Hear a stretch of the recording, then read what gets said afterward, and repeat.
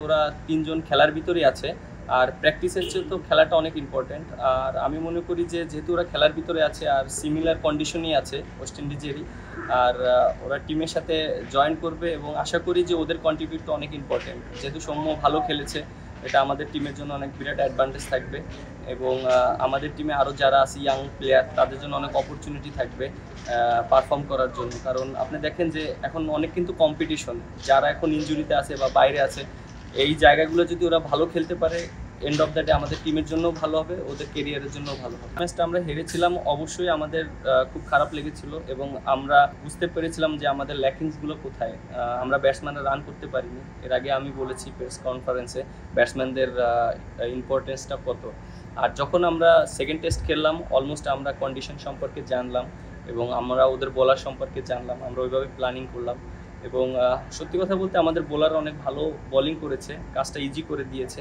যেহেতু আমাদের ফার্স্টের দিকে আমরা রান করতে পারিনি, সেকেন্ড ইনিংসে আবার একটা জিনিস খুব ভালো পজিটিভ ছিল যে টিমের ভিতরে ক্লিয়ার মেসেজ ছিল যে আমরা কিভাবে ব্যাটিং করব এবং আমরা সবাই ডিসিশন ওইভাবেই নিয়েছি যে আমরা রানের জন্য ক্রিকেট খেলবো এবং অ্যাটাকিং মাইন্ডে ক্রিকেট খেলবো। এবং আপনারা সবাই দেখেছেন যে আমরা কীভাবে ক্রিকেট খেলেছি সেকেন্ড ইনিংসে ব্যাটাররা। আমি বলবো দীপু যে ইনিংসটা খেলেছে 28 রানের, ওইটা আমাদের টিমের জন্য একটা বড় মেসেজ ছিল যে আমরা অ্যাটাকিং ক্রিকেট খেলছি। সো জাকির আলী অনেক লাস্টে যে ফিনিশিংটা দিয়েছে, এটা আমাদের টিমের জন্য অনেক বিরাট একটা সংগ্রহ করেছে। সো এই ছোটো ছোটো জিনিসগুলো আমাদের টিমকে অনেক হেল্প করেছে।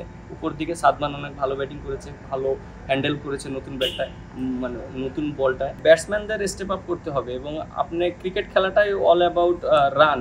আপনি রান যখন করবেন বোলারদের জন্য অনেক ইজি হয়ে যাবে। সো আমাদের টিমের ভিতরে ওইটাই আমরা প্ল্যানিং করছি, আমরা ব্যাটসম্যানরা কীভাবে রান করতে পারি, বড় ইনিংস খেলতে পারি।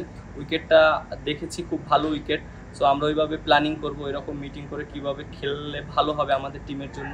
সো আমরা ওইটা চেষ্টা করবো। পারফর্ম করাটা ইম্পর্টেন্ট, আর টিমের প্রত্যেকটা প্লেয়ার ভালো খেলাটা ইম্পর্টেন্ট এবং যে ক্যাপ্টেন হিসেবে আমার চাওয়া থাকবে প্রত্যেকটা প্লেয়ারকে সাপোর্ট করা, বুস্ট আপ করা এবং প্লেয়ারদেরকে কীভাবে পারফর্ম করানো যায় সেইভাবে টিমমেটদের সাথে কথা বলা আর নিজেও end of the day perform করা। সো ওভারঅল আমার যে জিনিসটা থাকবে, চেষ্টা করব সবাইকে পজিটিভলি চিন্তা করানোর জন্য কীভাবে ভালো খেলা যায়। লাস্ট যখন 22 সালে এসেছিলাম তখন আমরা সিরিজ জিতেছিলাম ওডিআই, এবং 18 সালে যখন আমি এসেছিলাম এই মাঠে আমাদের লাস্ট ম্যাচ খেলেছিলাম এবং ওই ম্যাচটা আমরা জিতেছিলাম, প্রায় 300+ রান করেছিলাম এবং আমরা সিরিজ জিতেছিলাম এই মাঠেই। কারণ আমরা একটা জিতেছিলাম, ওয়েস্ট ইন্ডিজ একটা জিতেছিল। সো ওভারঅল আমি যেটা ফিল করি, অবশ্যই আমাদের টিমের ভিতরে এটা চ্যালেঞ্জিং, কারণ অনেক প্লেয়ার নেই, অনেক প্লেয়ার ইনজুরিতে আছে। সো আর একটা জিনিস যেটা, যারা প্লেয়ার আছে তাদের জন্য একটা অপরচুনিটি। সো আশা করি যারা সুযোগ পাবে তাদের জন্য তারা যেন ভালো খেলতে পারে এবং স্মরণীয় করে রাখতে পারে।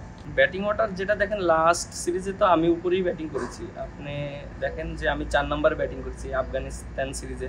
সো এই সিরিজে উপরেই ব্যাটিং করা লাগবে। আর যেহেতু আমাদের রেসপন্সিবিলিটি অনেক বেশি, যারা অনেক দিন ধরে ক্রিকেট খেলছি, বিশেষ করে আমি আছি, তারপর লিটন দাস আছে, সৌম্য সরকার আছে, রিয়াদ ভাই আছে এবং বোলিং ইউনিট থেকে তাসকিন আছে, তারপরে আপনার তানজিম সাকিব আছে, খুব ভালো বোলিং করছে।